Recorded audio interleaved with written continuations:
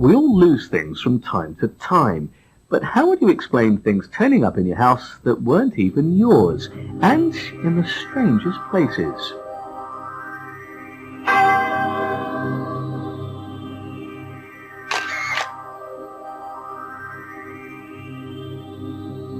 Bill Harrison is a medium, a healer, and a parapsychologist. But that isn't what this story is about. This story is about apports, objects that appear from nowhere and can be anything from coins to cannonballs. Well, Bill has had a number of these strange things appearing in his home. So let's meet him and find out more about the strange case of the apports at Bill Harrison's house.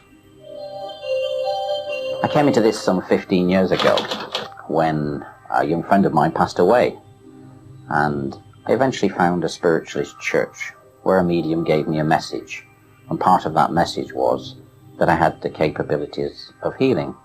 Some 3 years ago I was wondering what an apport was, and I mentally asked, that's the easiest way of explaining it, to actually experience an apport. An apport when an item or an object appears through time and space as we know it. And at first, a single candlestick appeared with some 5 stems on it, about 3 inches high, on my mantelpiece. And I thought, well, somebody brought it to me. So I asked anybody that had been into my home, and nobody had. And a week later, there were 3 of us sitting within a circle, a healing circle to develop, and we all heard a bell ring, singly. Went back into my cottage, and a single cannonball had appeared adjacent to my fire. Some 4 pounds in weight and about 3 inches in diameter. A single candlestick had appeared in my windowsill, and next to my TV a small set of brass scales, again about 3 inches high.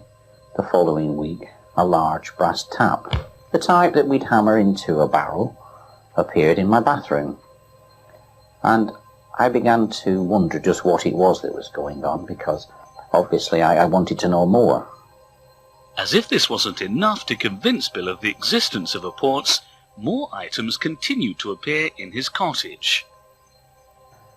Nothing seemed to happen again for about a year, when this time we locked up and went away, not expecting anything to have appeared when we came home.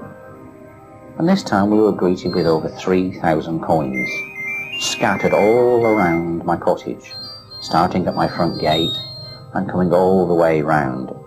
A pile of coins, new 2p and 1p pieces, some 30 in total, on what looked like a chamois, but the chamois actually turned out to be a cover for a book.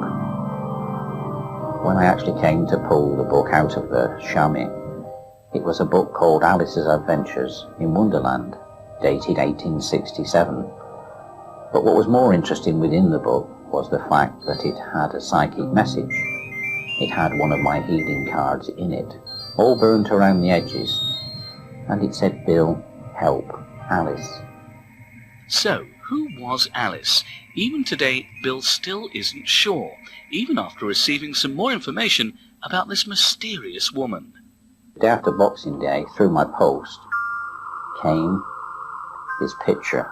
But first of all, when I picked it up initially, I just could see the writing on one side of it that says, "Found this in one of your books at a roadshow. Signed, Sir Ron Bayhill." And when I turned it over, I see that in the top right-hand corner it says, "Alice." And it's of a young girl that's dressed in maybe confirmation gear as we look at it. And we look at it, and I look at her hands and her face, and there are many features that we need to be able to look at to understand it. But more important, to the right-hand side of her is the crucifix on the table, which turned up in November. So it's all linked. Some people suggest that apports are a reward from the other side for a job well done, or maybe as clues to things that are going on. Either way, it is a fascinating area, one hopefully we'll return to at a later date here on the White Files.